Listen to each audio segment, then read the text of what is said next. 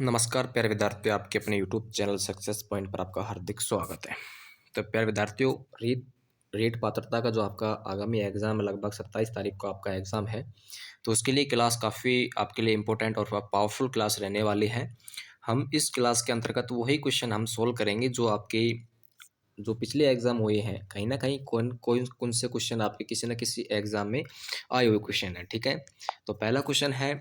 और वीडियो शुरू करने से पहले मैं आपसे एक रिक्वेस्ट करना चाहता हूँ, यदि आप रीट पात्रता की तैयारी कर रहे हो, तो सक्सेस पॉइंट को आज ही अपने चैनल को सब्सक्राइब करना ट्रस्ट के साथ में, क्योंकि यहाँ पर वही कंटेंट आपको प्रोवाइड किया जाएगा जो आपके एग्ज़ाम में या तो आ चुका है या फिर आने वाला है, ठीक है?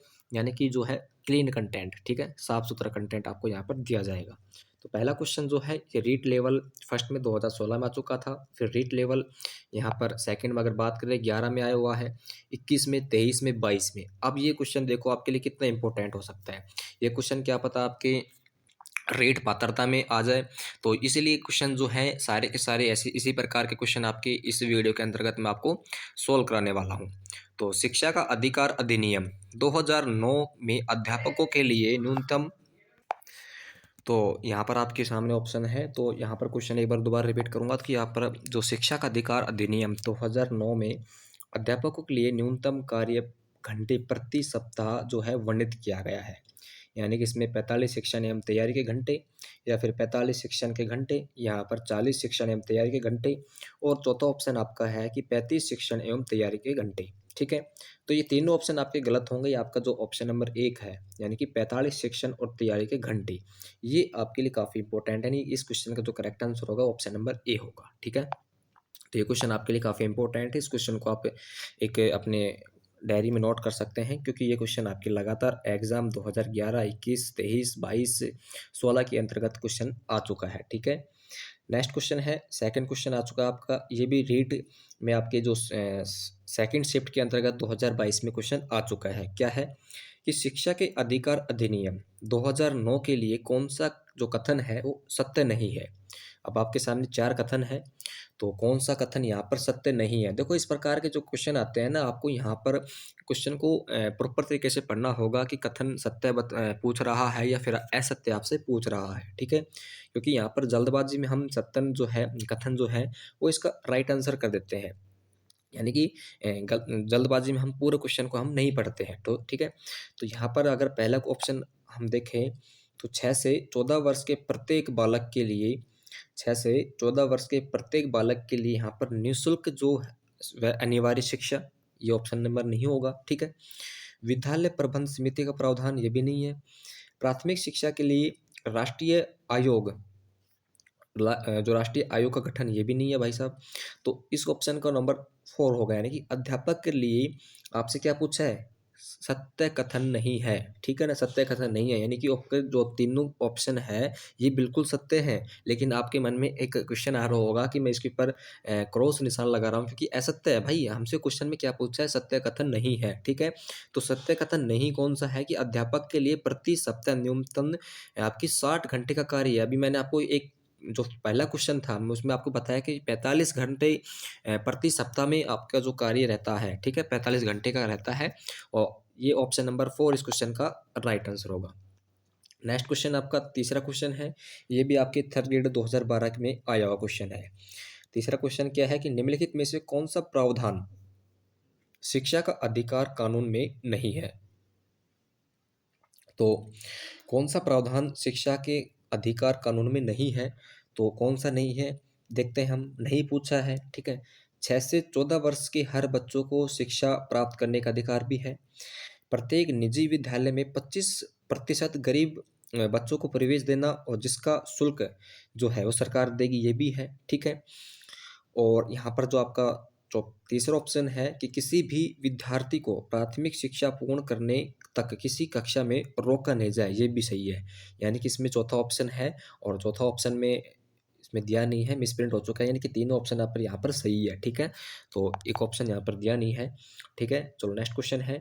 ये क्वेश्चन आपके लिए काफ़ी इंपॉर्टेंट है, क्योंकि ये क्वेश्चन आपके लगातार 2 एग्ज़ाम में पूछ लिया गया है। L1 में पूछा आपका 2023 में, और रीट में यहाँ पर आपका जो है ये भी यहाँ पर L1 में पूछा है 2021 में, यानी कि 2 बार क्वेश्चन यहाँ पर रिवाइज हो गया, हो चुका है, ठीक है, रिपीट हो चुका है। तो यहाँ पर क्या है, आरटीई अधिनियम 2009 के अनुसार प्राथमिक विद्यालयों के लिए विद्यार्थी अध्यापक अनुपात जो है वो क्या होता है, क्या होना चाहिए, यानी कि कितने विद्यार्थियों के लिए कितने अध्यापक की यहाँ पर व्यवस्था होनी चाहिए, यह आपसे क्वेश्चन में पूछा हुआ है, ठीक है। तो यहाँ पर देखो, इस क्वेश्चन का जो करेक्ट आंसर होगा ये होगा सर 30 विद्यार्थी पर एक टीचर, ठीक है, यानी कि ऑप्शन नंबर 4 इस क्वेश्चन का करेक्ट आंसर होगा, 30:1, ठीक है। नेक्स्ट क्वेश्चन, पांचवा क्वेश्चन आपका आ चुका है कि शिक्षा के अधिकार अधिनियम के अंतर्गत निम्न में से शिक्षक के कार्य नहीं माने गए हैं। यहाँ पर कार्य नहीं माने गए हैं, आपको कौन सा कार्य जो है वो शिक्षक के कार्यों में नहीं माने गए हैं, ठीक है। तो ये क्वेश्चन आपका 2018 में आ चुका है, तो कौन सा नहीं माना गया है, चलो इस क्वेश्चन के बारे हम जो ऑप्शन है ऑप्शन को पढ़ते हैं कि कौन सा नहीं माना गया है। एक निश्चित समय में पाठ्यक्रम को पूरा कराना, भाई बिल्कुल सही है, एक निश्चित समय होता है एक पाठ्यक्रम को पूरा कराने के लिए, ये भी सही है। शिक्षक को खुद को व्यक्तिगत ट्यूशन में व्यस्त रखना चाहिए, नहीं रखना चाहिए। अगर मान लो आप किसी सरकारी गवर्नमेंट जॉब पे हो और आप घर पे ट्यूशन करवा रहे हो तो ये नहीं होना चाहिए, ठीक है। चलो तीसरा क्वेश्चन देखते हैं, तीसरा ऑप्शन देखते हैं कि विद्यालय के लिए नियमितता बनाए रखना चाहिए और समय का पाबंद होना चाहिए, बिल्कुल सही है। हर बालक की अधिगम क्षमता को समझकर उसकी जरूरत के अनुसार उन्हें अतिरिक्त अनुबोधन प्रदान करना चाहिए, बिल्कुल सही है, यानी कि ऑप्शन नंबर 2 इस क्वेश्चन का राइट आंसर होगा, ऑप्शन नंबर 2, ठीक है।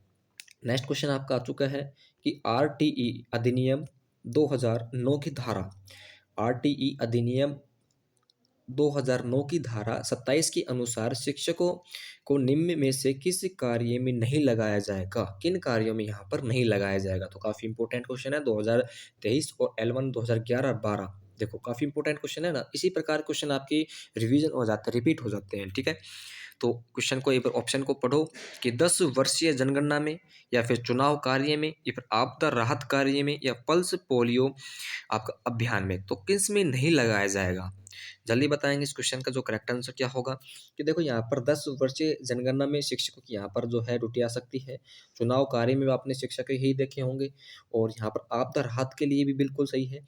पल्स पोलियो में इस क्वेश्चन का राइट आंसर होगा, यानी कि पल्स पोलियो में जो शिक्षक है इनकी जो कार्य है, इनकी ड्यूटी है, वहां पर नहीं लगाया जाएगा। नेक्स्ट क्वेश्चन है, अगर अनुसूचित जाति वर्ग के लिए आरक्षित सीटों के लिए समुचित मात्रा में आवेदन प्राप्त ना हो तो उस वर्ग को भरा जा सकता है, किस वर्ग के लिए, सामान्य के लिए, या अन्य पिछड़ा वर्ग के लिए, अनुसूचित जनजाति के लिए, अनुसूचित जाति के लिए। तो इस क्वेश्चन का करेक्ट आंसर क्या होगा, तो इस क्वेश्चन का राइट आंसर होगा भाई अनुसूचित जनजाति के लिए, ठीक है। उस वर्ग को अनुसूचित जनजाति के लिए हम क्या करेंगे, आवेदन प्राप्त न हो तो उस वर्ग से भरा जाएगा। नेक्स्ट क्वेश्चन है, ये भी काफी इंपॉर्टेंट, चलो हाँ ये क्वेश्चन है, काफी इंपॉर्टेंट क्वेश्चन है, इस क्वेश्चन को आप नोट लगा लेना, क्वेश्चन आने वाला है कि 25% आरक्षित जो सीट है, इन सीट में अनुसूचित जाति व अनुसूचित जनजाति के अतिरिक्त असुविधाग्रस्त समूह वर्ग के बच्चों के लिए आरक्षित की गई है, कितनी परसेंट किया गया है यहाँ पर, तो 7.5% या 1.5%, 2.5% या 16%। तो इस क्वेश्चन का जो करेक्ट आंसर होगा भाई 16% इनके लिए यहाँ पर व्यवस्था की गई है, ठीक है। चलो नेक्स्ट क्वेश्चन आपका है कि राष्ट्रीय शिक्षा नीति 2020 के तहत 3 से 18 वर्ष के बालकों को लिए निम्नलिखित में से कौन सा नया शैक्षणिक और पाठ्य जो है ये पुनर्गठन किया गया है। तो काफ़ी इंपॉर्टेंट क्वेश्चन है। पहली बात तो मुझे आप ये बताओ कि जो आपकी सबसे पहली शिक्षा नीति है ये कब इसका गठन कब हुआ था। तो सबसे पहली शिक्षा नीति अगर आपसे पूछ ले तो 1968 में सबसे पहली शिक्षा नीति का आपका गठन हुआ है, ठीक है। अगर आपसे पूछे सर सेकंड जो शिक्षा नीति है ये हुआ था 1986 को, यानी कि 1986 में सेकंड आपकी शिक्षा नीति जो है ये जारी की गई थी, गठन हुआ था। और तीसरी शिक्षा नीति जो आपकी है ये 2020 में तीसरी शिक्षा नीति आपकी गठन की गई है, ठीक है। और यहाँ पर इस क्वेश्चन का जो करेक्ट आंसर होगा ये होगा सर 53-34, यानी कि इसका आप इस प्रकार से मैंने इस प्रकार से याद रखा रहेगा 5+3+4 यानी कि 53-34, ठीक है। ऑप्शन नंबर 4 इस क्वेश्चन का करेक्ट आंसर होगा। चलो नेक्स्ट क्वेश्चन है कि भारत में दूसरी राष्ट्रीय शिक्षा नीति की घोषणा किस वर्ष की गई थी? मैंने आपको बताया कि पहली आपकी 1968 में की गई थी, दूसरी आपकी 1986 में की गई थी और तीसरी आपकी 2020 में की गई थी, ठीक है? तो आपसे क्या पूछा है? राष्ट्रीय शिक्षा नीति पूछा है, तो 1986 यानी कि 1986 में भारत की दूसरी राष्ट्रीय शिक्षा नीति की जो घोषणा है वो की गई है। और आपके एग्जाम में आ सकता है, तीसरी भी आ सकता है, पहले भी आ सकता है। तो ये क्वेश्चन आपका 2023 में आया हुआ क्वेश्चन है। नेक्स्ट क्वेश्चन है कि जो नई शिक्षा नीति है 2020 के तहत स्कूली शिक्षा कितने स्तर पर बांटा गया है? बहुत शानदार क्वेश्चन है भाई। जो आपकी नई जो शिक्षा नीति आई है, ये स्कूली शिक्षा को कितने स्तर पर बांटा गया है यहाँ पर? तो इस क्वेश्चन का जो करेक्ट आंसर होगा, ना तो 5 होगा, ना 4 होगा, ना 3 होगा भाई, ये सॉरी 2 होगा, ये होगा 3 स्तर पर आपका बांटा गया है, ठीक है? नेक्स्ट क्वेश्चन है कि जो नई शिक्षा नीति 2020 के अनुसार कक्षा 5 तक के विद्यार्थियों के लिए शिक्षा का माध्यम निम्न में से किसे रखा गया है? बहुत शानदार क्वेश्चन है। ये अंग्रेजी नहीं रखा गया, हिंदी भी नहीं रखा गया, संस्कृत भी नहीं रखा गया, तो क्या बचा? ये आपका बचा है ये मातृभाषा और स्थानीय भाषा। देखो, अगर आप